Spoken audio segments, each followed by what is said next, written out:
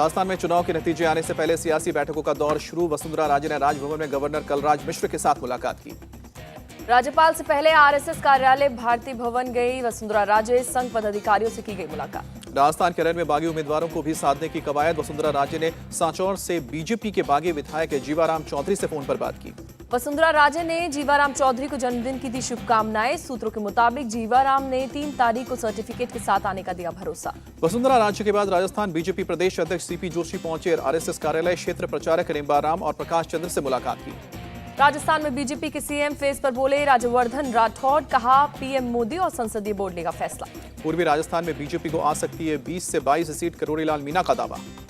BJP उम्मीदवार किरोड़ीलाल मीणा का हमला। कांग्रेस कर रही है मोर्चा बंदी की तैयारी। अशोक गहलोत ने बेंगलुरु में 2 बड़े रिजॉर्ट बुक करवाए। किरोड़ीलाल मीणा ने कहा कि अशोक गहलोत 3 दिसंबर को सभी को अंदर बंद कर देंगे और जैसे बंदरों को छोड़ देते हैं वैसे ही सभी को पिंजरे में छोड़ दिया जाएगा। बीएसपी ने राजस्थान के नतीजे आने से पहले बनाया प्लान। सुप्रीमो मायावती ने कहा अब की बार धोखा नहीं खाएगी बीएसपी। मायावती ने समर्थन पर की स्थिति साफ, कहा कि इस बार जो भी विधायक जीत कर आएंगे उनका समर्थन किसी भी पार्टी को बिना शर्त के नहीं दिया जाएगा। बीएसपी के प्रदेश अध्यक्ष भगवान सिंह बाबा ने कहा हम जीतने वाले विधायकों को मंत्री बनवाएंगे, सत्ता में शामिल करेंगे। राजस्थान में कड़ी सुरक्षा में होगी काउंटिंग। मुख्य निर्वाचन अधिकारी प्रवीण गुप्ता का बयान। मध्य प्रदेश के पूर्व सीएम कमलनाथ ने एग्जिट पोल को बताया साजिश। वीडियो जारी कर कार्यकर्ताओं से कहा 3 दिसंबर को निष्पक्ष मतगणना करवाएं। कमलनाथ के आरोप के बाद एमपी के मुख्य निर्वाचन अधिकारी की प्रेस कॉन्फ्रेंस, कहा कि स्ट्रांग रूम पूरी तरह से सुरक्षित है, सेंट्रल फोर्स में तैनात है। एमपी की महिलाएं बीजेपी के साथ, हम बनाएंगे सरकार। एग्जिट पोल पर राज्य मंत्री फग्गन सिंह कुलस्ते का बयान।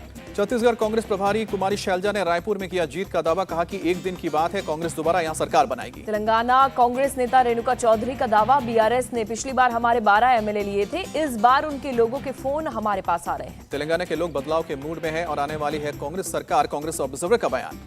कांग्रेस अध्यक्ष मल्लिकार्जुन खड़गे का चुनावी राज्यों के प्रभारियों और पर्यवेक्षकों को निर्देश, काउंटिंग तक अपने राज्य में डटे रहे। मल्लिकार्जुन खड़गे ने वोटों की गिनती पर नजर रखने की भी हिदायत दी। खड़गे चुनावी राज्यों के वरिष्ठ नेताओं से फोन पर बात की। कांग्रेस महासचिव केसी वेणुगोपाल ने किया दावा, 5 राज्य में कांग्रेस बनाने जा रही है सरकार। प्रधानमंत्री मोदी का जादू कम होता जा रहा है, एग्जिट पोल पर बोले दिल्ली के मंत्री सौरभ भारद्वाज। छत्तीसगढ़ के कांकेर में महिला अधिकारियों और कर्मचारियों के साथ के हाथ में काउंटिंग की कमान। पहली बार काउंटिंग में केवल महिलाएं होंगी शामिल।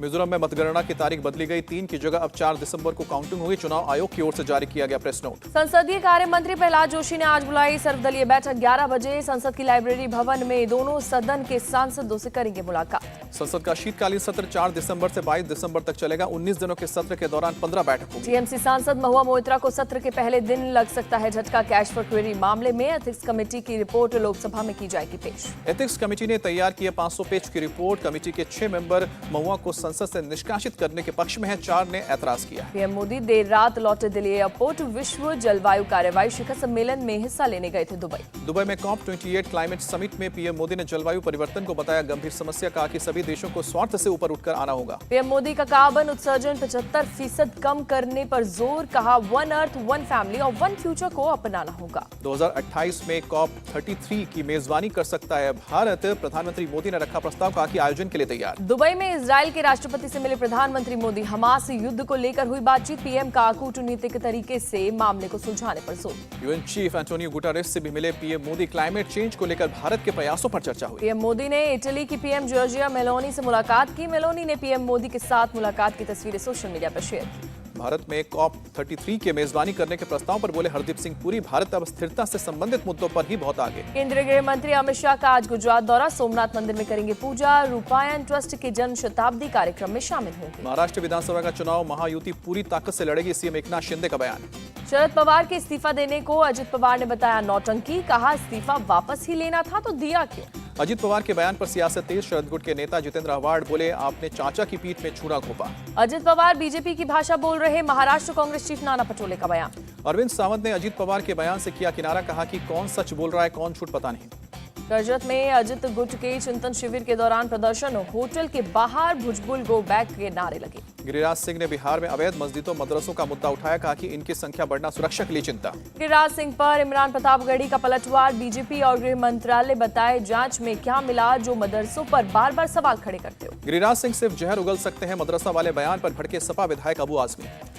बीजेपी ध्रुवीकरण के रास्ते पर ही 2024 में आगे बढ़ रही है। जमाते इस्लामी हिंद के चीफ का बयान। एआईएमआईएम नेता वारिस पठान का निशाना। पीएम सबका साथ सबका विकास की बात करते हैं, लेकिन वो कहते कुछ और हैं, करते कुछ और हैं। तमिलनाडु के मदुरई में ईडी ऑफिसर गिरफ्तार। सरकारी डॉक्टर से 20 लाख रुपए लेते पकड़ा गया। तमिलनाडु के डीवीएसी टीम ने ईडी अधिकारी के खिलाफ की कार्रवाई। ईडी अधिकारी को 15 दिसंबर तक न्यायिक हिरासत में भेजा दिल्ली की गया। युवती से गाजियाबाद में गैंगरेप। सहेली के साथ घर जा रही थी युवती। रास्ते में पीड़ित की सहेली का बॉयफ्रेंड मिला, जो अपनी गर्लफ्रेंड को स्कूटी चलाना सिखाने लगा। तभी ऑटो में आए 3 लड़कों ने वारदात को अंजाम दिया। पुलिस ने गैंगरेप का मुकदमा दर्ज कर पीड़ित युवती की सहेली के बॉयफ्रेंड को हिरासत में लिया। पुलिस को शक, आरोपी लड़के पीड़ित युवती की सहेली के बॉयफ्रेंड के जान पहचान वाले। यूपी के मैनपुरी में 2 गुटों के बीच मामूली विवाद में फायरिंग, गोली लगने से एक महिला की मौत। यूपी पुलिस ने आरोपियों के खिलाफ दर्ज किया एफआईआर। पुलिस की टीम मामले की जांच में जुटी। पुलिस ने आरोपियों की जल्द गिरफ्तारी की दावा किया। यूपी के अमेठी से हैरान करने वाला मामला सामने आया। निकाह पढ़ने पहुंचे काजी ने डीजे बजने पर दूल्हा दुल्हन को निकाह पढ़ने से इनकार कर दिया। कड़ी नाराजगी जताते हुए काजी ने कहा, इस तरह का फैशन इस्लामिक रीति रिवाज के खिलाफ। माहौल को देखते हुए दूल्हे के पिता और बड़े भाई ने भरी बारात में काजी से माफी मांगी। काफी देर तक होता रहा मान मनोबल। काजी जब निकाह पढ़ाने को राजी नहीं हुए तो दूल्हा बिना निकाह के ही दुल्हन को अपने घर ले गया। बारात में पसरा सन्नाटा। यूपी के गाजियाबाद में करीब आधा दर्जन स्पा सेंटर पर पुलिस की रेड। 50 से ज्यादा लोगों को हिरासत में लिया। पुलिस ने सभी स्पा सेंटरों को सील किया। स्पा मालिकों को भी हिरासत में लिया गया। फरीदाबाद के नोएडा में दर्ज किया गया डिजिटल अरेस्ट का नया मामला। साइबर ठग ने पीड़ित लड़की से 11 लाख अपने बैंक खाते में ट्रांसफर करवाए। पैसा ट्रांसफर होने के बाद साइबर ठग ने डिजिटल अरेस्ट से किया रिहा। नोएडा पुलिस ने मुकदमा दर्ज कर जांच शुरू की। आगरा में मेडिकल के छात्रा की मौत के मामले में 3 अज्ञात लोगों के खिलाफ केस दर्ज हुआ। आरोपियों की गिरफ्तारी के लिए टीमें गठित की गई। कानपुर में इलेक्ट्रिक सामान बनाने वाली फैक्ट्री में लगी भीषण आग। काफी दूर तक दिखाई दी आग की लपटें। फायर ब्रिगेड की गाड़ियों ने कड़ी मशक्कत के बाद आग पर काबू पाया। किसी के तरह के जानहानि की खबर नहीं।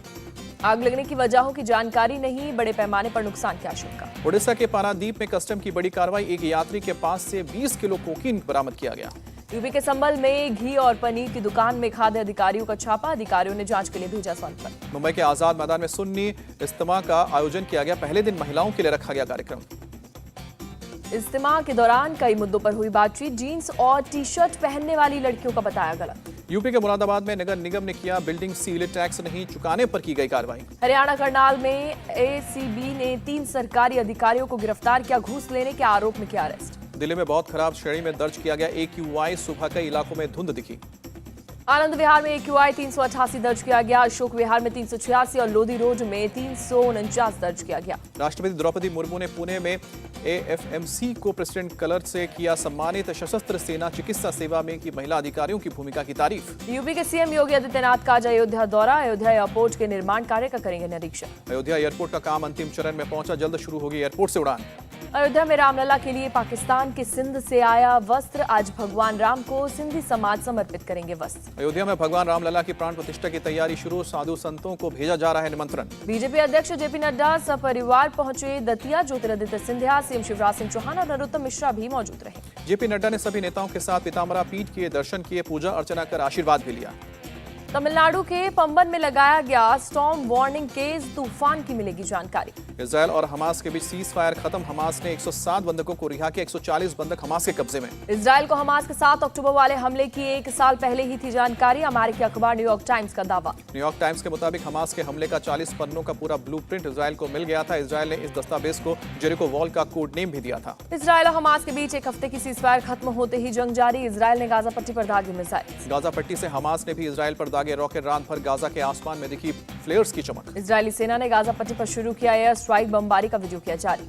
इजरायली सेना का दावा 200 से ज्यादा टारगेट को तबाह किया गया। सीज फायर खत्म होते ही बमबारी शुरू की। इजरायली विमानों ने गाजा पर गिराए पर्चे। लोगों से जान बचाने के लिए घर छोड़कर पलायन की अपील की। दक्षिणी गाजा के राफा पर भी इजरायली विमानों ने बमबारी की। कई मकानों को तबाह किया। इजरायली हमले में करीब 30 लोगों की मौत। खान यूनिस के अस्पताल में घायलों का आना जारी। अस्पताल लाए गए घायलों में ज्यादातर महिलाएं और बच्चे। मलबों में कई लोगों को दबे होने की आशंका। इजरायली सेना ने लेबनान की सीमा में दागे मिसाइल। हिजबुल्लाह के ठिकानों को बनाया निशाना। इजरायली सेना ने मिसाइल अटैक का वीडियो जारी किया। कहा कि आतंकवादियों की तरफ से 2 रॉकेट दागे जाने के बाद भी जवाबी कार्रवाई की। हमास ने रात में इजरायल पर किया रॉकेट अटैक। टेल अवीव के आसमान में 3 धमाकों के बाद गूंज उठे खतरे के सायरन। इजरायल ने एक्टिव किया मिसाइल डिफेंस सिस्टम। हमास के रॉकेट अटैक को किया नाकाम। किसी के घायल होने की खबर नहीं। अमेरिकी विदेश मंत्री एंटनी ब्लिंकन ने सीज फायर खत्म होने के लिए हमास को ठहराया जिम्मेदार। कहा हमास ने सीज फायर की शर्तों का उल्लंघन किया। इजरायल वॉर कैबिनेट के सदस्य बेनी गेट्स का दावा। इजरायल हमास के खिलाफ जंग जीतने के लिए प्रतिबद्ध। इटली का माउंट एटना ज्वालामुखी हुआ एक्टिव, बर्फीले पहाड़ पर दूर से नजर आ रहा है लावा। माउंट एटना में लगातार हो रहे हैं धमाके, फिलहाल किसी के हताहत होने की खबर नहीं, इंफ्रास्ट्रक्चर को कोई नुकसान नहीं। केन्या के उत्तर पूर्वी इलाकों में बाढ़ का कहर, हजारों बेघर लोग पलायन को हुए मजबूर। बाढ़ में सड़कों में बह जाने से कई गांव दुनिया के ओर से कटे, कई लोगों के मारे जाने की आशंका। स्पेन के मैड्रिड में हाईवे पर हेलीकॉप्टर क्रैश हुआ, हेलीकॉप्टर में सवार 2 लोगों सहित एक गाड़ी का चालक जख्मी। हेलीकॉप्टर हादसे की वजह अभी साफ नहीं है। इमरजेंसी सर्विस के जवानों ने हेलीकॉप्टर को हटाकर हाईवे को फिर से चालू किया। भारतीय विदेशी मुद्रा भंडार में बढ़ोतरी का दौर जारी, 2 अरब 53 करोड़ डॉलर की उछाल दर्ज। भारतीय विदेशी मुद्रा भंडार 597 अरब 93 करोड़ डॉलर पर पहुंचा। आरबीआई ने जारी की 24 नवंबर को खत्म हुए हफ्ते की रिपोर्ट। भारतीय अर्थव्यवस्था में तेजी के साथ जीएसटी कलेक्शन में बम्पर बढ़ोतरी, 15% का रिकॉर्ड उछाल दर्ज। नवंबर में जीएसटी कलेक्शन 1,68,000 करोड़ तक पहुंचा। लगातार 9वें महीने जीएसटी कलेक्शन 1,50,000 करोड़ से ऊपर रहा। 2000 के 97% नोट वापस आए, आरबीआई ने कहा लीगल टेंडर बने रहेंगे 2000 के note. India debt capital market summit की तीसरी बैठक, केंद्रीय मंत्री पीयूष गोयल बोले दुनिया में टॉप 5 इकोनॉमी में भारत का स्थान। भारत ने ऑस्ट्रेलिया को चौथे T20 मैच में 20 रन से हराया, सीरीज में 3-1 से बढ़े। पहले बैटिंग करते हुए भारत ने बनाए 174 रन, ऑस्ट्रेलिया की टीम 154 रन पर ढेर।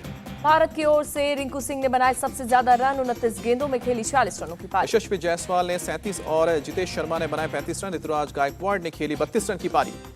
ऑस्ट्रेलिया की तरफ से बेन ड्वारिसिस ने झटके 3 विकेट, तनवीर सांगा और बेरन डॉफ ने लिए 2-2 विकेट। ऑस्ट्रेलिया की ओर से कैप्टन मैथ्यू वेड ने बनाए सबसे ज्यादा 36 रन। ट्रेविस हेड ने 31 और मैथ्यू शॉट ने बनाए 22 रन, टीम डेविड ने बनाए 19 रन। भारत की ओर से अक्षर पटेल सबसे सफल गेंदबाज, 16 रन देकर झटके 3 विकेट। अक्षर पटेल को शानदार प्रदर्शन के लिए प्लेयर ऑफ द मैच चुना गया। दीपक चहर को 2 विकेट, रवि बिश्नोई और आवेश खान को 1 विकेट। साउथ अफ्रीका दौरे के लिए भारतीय टीम का ऐलान, T20 में सूर्य कुमार, वनडे में केएल राहुल, टेस्ट मैच में रोहित शर्मा कप्तान। T20 और वनडे सीरीज में नहीं खेलेंगे रोहित और विराट, दोनों खिलाड़ियों को दिया गया है आराम। चेतेश्वर पुजारा और अजिंक्य रहाणे को टेस्ट टीम में जगह नहीं, साई सुदर्शन और रिंकू सिंह को पहली बार वनडे में मौका। सूर्य कुमार वनडे टीम से ड्रॉप हुए, संजू सैमसन की वनडे टीम में वापसी, T20 में जगह नहीं। 3 T20, 3 वनडे और 2 टेस्ट मैचों की सीरीज खेलेगी टीम इंडिया, 10 दिसंबर को होगा पहला T20। भारत के पूर्व तेज गेंदबाज आरपी सिंह साउथ अफ्रीका के खिलाफ टीम चयन से नाखुश, कहा कि भुवनेश्वर कुमार को जगह मिलनी चाहिए। T20 वर्ल्ड कप में रोहित शर्मा ही करेंगे कप्तानी, पूर्व क्रिकेटर सौरव गांगुली की इच्छा। नेशनल बॉक्सिंग चैंपियनशिप में अमित पंघाल ने जीता गोल्ड, अंशुल पुनिया को 5-0 से हराया। महिला जूनियर हॉकी विश्व कप में भारत की हार, जर्मनी ने 4-3 से हराया, अब बेल्जियम से होगा मुकाबला। सैयद मोदी बैडमिंटन टूर्नामेंट के सेमीफाइनल में प्रियांशु राजावत इंडोनेशिया के खिलाड़ी 21-15, 21-16 से हराया। प्रभास की एक्शन मूवी सालार पार्ट 1 सीरीज फायर का ट्रेलर हुआ रिलीज, दुनिया के सबसे हिंसक इंसान के रूप में दिखे प्रभास। प्रशांत नील निर्देशित सालार में श्रुति हसन, पृथ्वीराज सुकुमारन और जगपति बाबू का अहम किरदार, 22 दिसंबर को बड़े पर्दे पर। हिंदी के अलावा तेलुगु, कन्नड़, तमिल और मलयालम में बनी सालार, शाहरुख खान की जंकी से होगी टक्कर। जैकी श्रॉफ और नीना गुप्ता की फिल्म मस्त में रहने का OTT पर धमाका करने को तैयार, 8 दिसंबर को स्ट्रीम होगी प्राइम पर। रेड सी फिल्म फेस्टिवल ने अपने पेज पर शेयर की तस्वीरें, हॉलीवुड स्टार जॉनी डेप के साथ नजर आए रणवीर सिंह। फिल्म एनिमल में बॉबी देओल की परफॉर्मेंस पर खुश हुए सनी देओल, कहा कि मेरे छोटे भाई ने दुनिया को हिलाकर रख दिया।